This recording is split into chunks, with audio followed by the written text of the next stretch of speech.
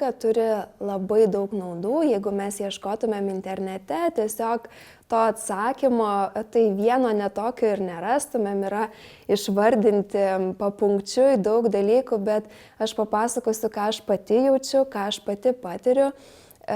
Man joga nėštumo metu suteikia energijos, žvalumo, mane iš tikrųjų įkrauna tokiam pozityvui, aš jaučiuosi tiesiog gerai. Ir taip pat aš jaučiu, kad mano kūnas stiprėja, jaučiu, kaip aš per tą jogos judesį galiu prasitempti, galiu tiesiog įeiti į tokį lengvumą, laisvumą savo pačios kūne.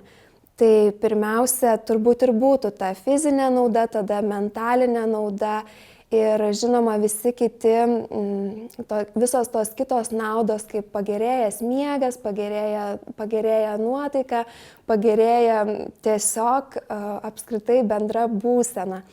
Tai žinoma, mamos dalinasi ir kitomis tomis naudomis, kad jos pavyzdžiui jaučia, kad iš tikrųjų gali naktį geriau miegoti, mažiau atsikėlinėti, galbūt netgi ištvermė stiprėja mamų, kur jos gali ilgiau kažkokį atlikti darbą.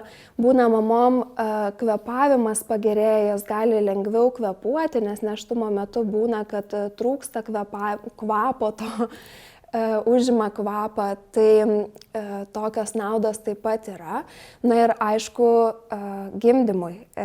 Joga mus ruošia gimdymui, vėlgi, ne tik fiziškai, nes stiprina fizinius raumenis, bet ir emociškai, nusiteikimas, vidinė ramybė ir taip pat bendrystė su kitomis moterimis. Jeigu mes praktikuojame grupėje, į grupę ateina irgi kitos nėštukės, tai tas ratas žmonių, draugių, kurias gali galbūt ir visai kaip artimas drauges atrasti, o galbūt tiesiog pamojuoti gatvėje, eidama kitai mamytei, kuri irgi su tavim lankė jogą, tai čia irgi didelė nauda.